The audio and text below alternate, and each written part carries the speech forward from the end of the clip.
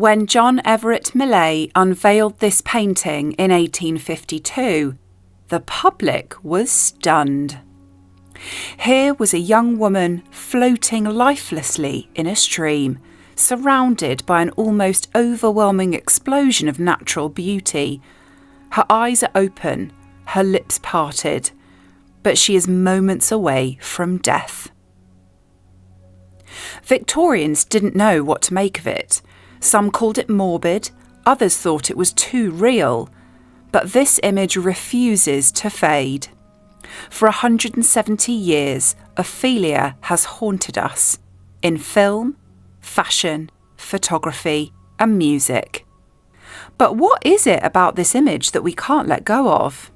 And why did Millais push realism to the brink, endangering his model in the process? Let's find out. To understand Millais' vision, we return to Shakespeare.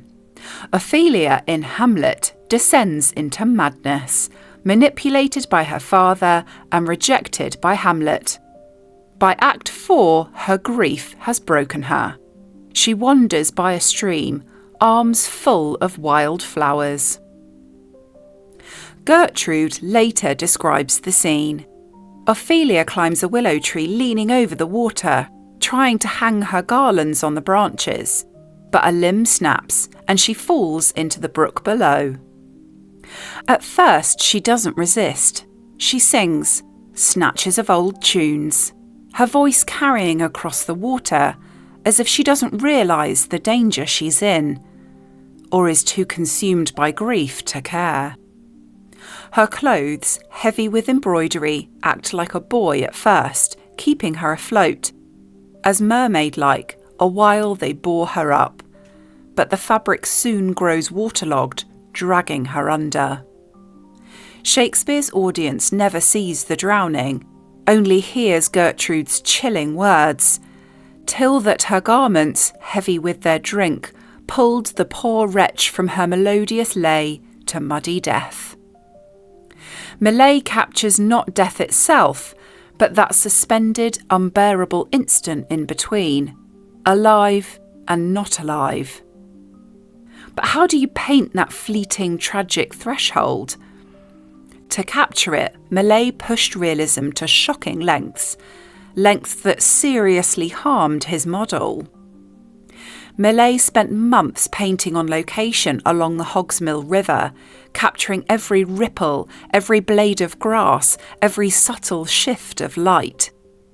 For Ophelia herself, he turned to his model, Elizabeth Siddal. She lay in a bathtub filled with water, wearing a heavy embroidered gown that clung to her as it became soaked. Millais painted daily through the winter, putting oil lamps under the tub to warm the water. On one occasion, the lamps went out and the water became icy cold.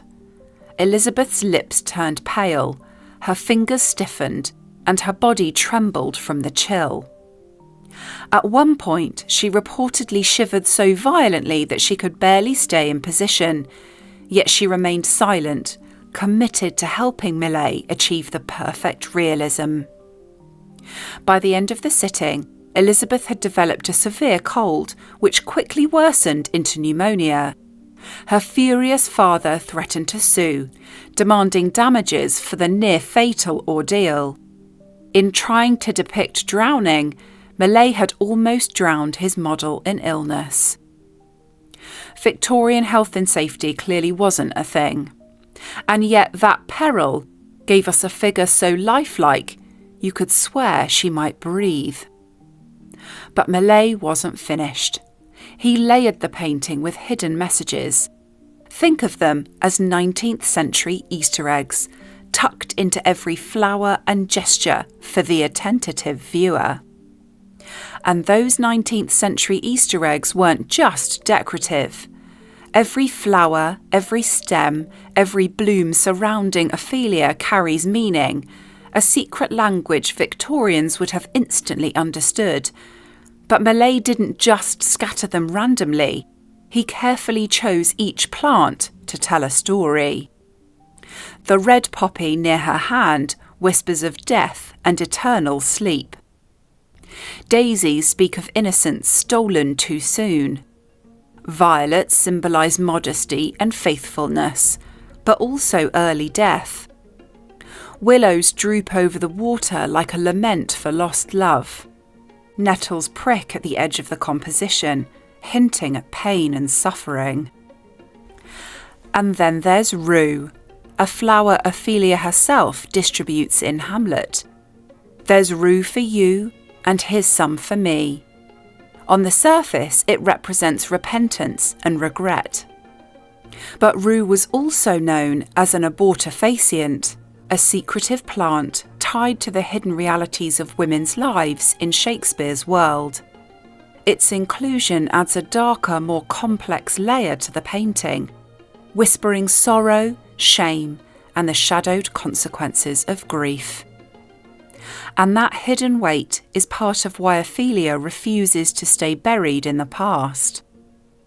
For over 170 years, Ophelia has resurfaced again and again. Fashion shoots stage models floating in dresses among flowers.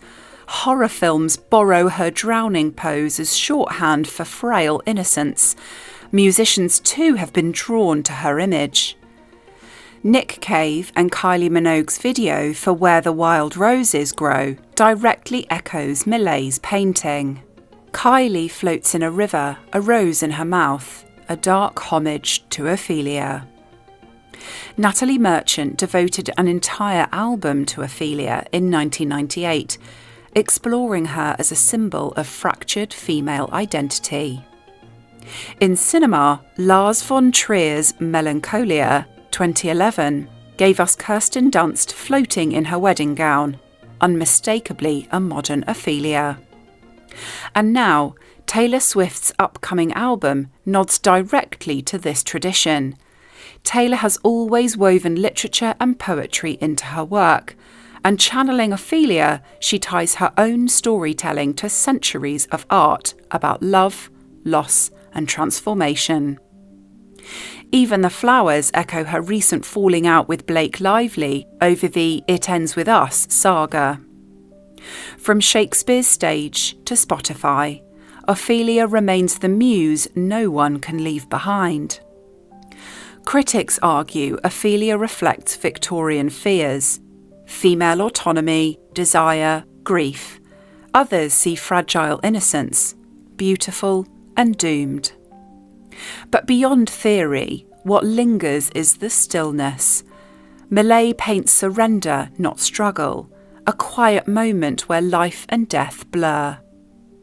The flowers still bloom, the water still ripples, and Ophelia, suspended between worlds, still looks back at us.